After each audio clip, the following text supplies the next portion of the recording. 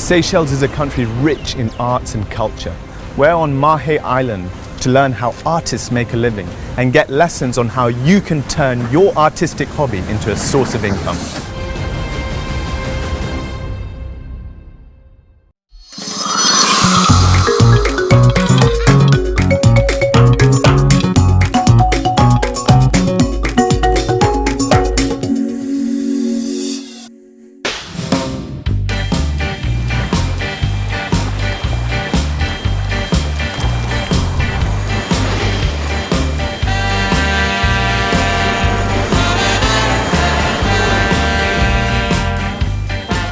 A few years ago, Frances Chang Him decided to turn her passion for painting into a full-time vocation, and it's been a rapid rise for the bishop's daughter.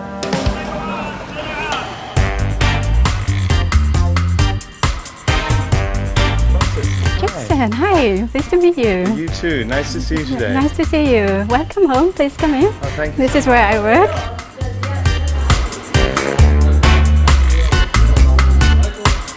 I decided to become a full-time artist like 4 years ago, and it's my childhood dream. I've always wanted to be one, so now I'm living my dream, which is great. That decision to take the leap, why did you take it when you did? When I was in my mid-30s, I said by the time I get 40, I have to do what I've always wanted to do, and and that was the time. So it's been a rapid rise for you. How's it been dealing with that? It's been very rapid. I wasn't expecting that at all. Tell you frankly, when I had just started, the National Arts Council in Seychelles, 3 years ago, they asked me to exhibit in one of the art fairs. And personally, I thought I wasn't ready for that, but I did.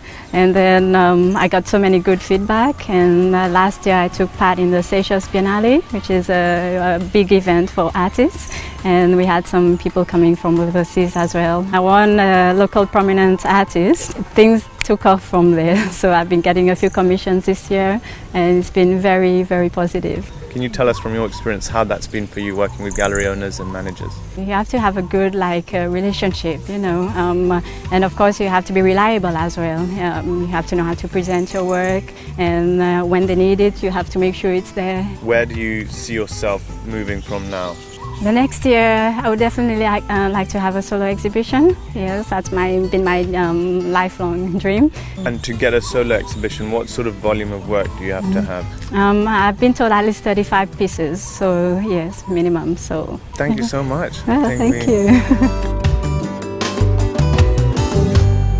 Martin Kennedy is the chairperson of the Seychelles chapter of the Arterial Network, a Pan-African organization developing African artists and promoting them globally.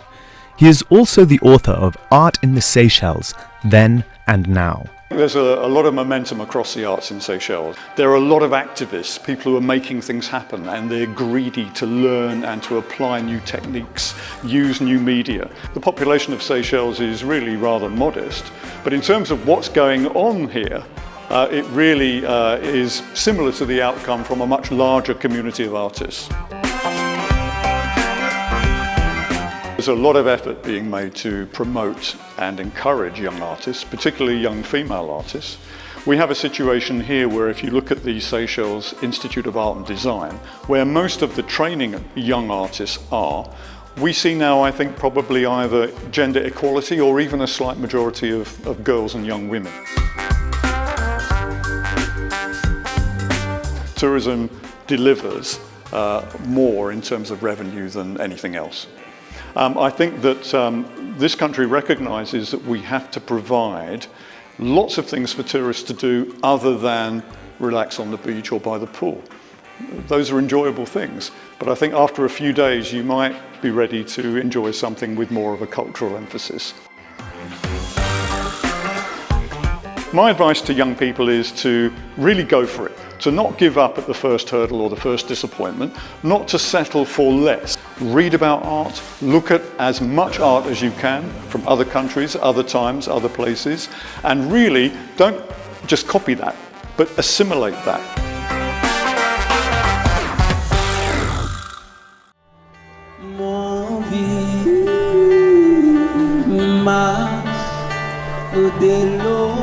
Whilst in the gallery meeting Martin, we happened upon Isham Rath, an artist and musician who was working on a piece as part of the island's annual art week.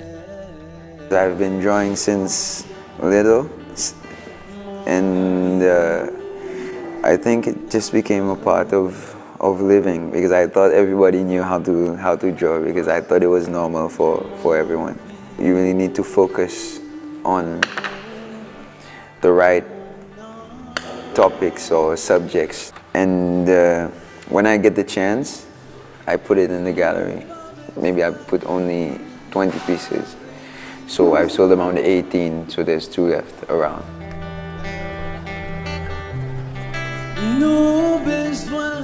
I believe that people can make it as an artist in Africa, but you need to keep on persevering, dream big, and if it's true to you, that's enough. Combien sont pris dans ce sacrifice? Combien de prophètes faut-il attendre? Combien de vies doivent être sacrifiées avant qu'on puisse prier assez? Léon Radegonde is a renowned artist whose pieces have been exhibited all over the world. We met at his home studio to understand what he has learned over 3 decades in the industry.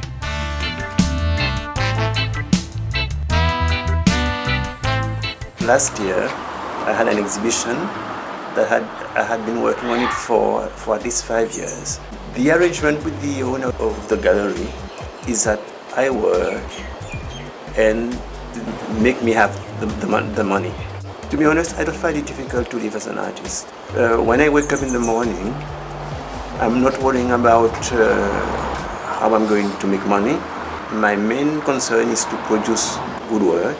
I enjoy doing what I have, and it's not work. I'm just enjoying myself.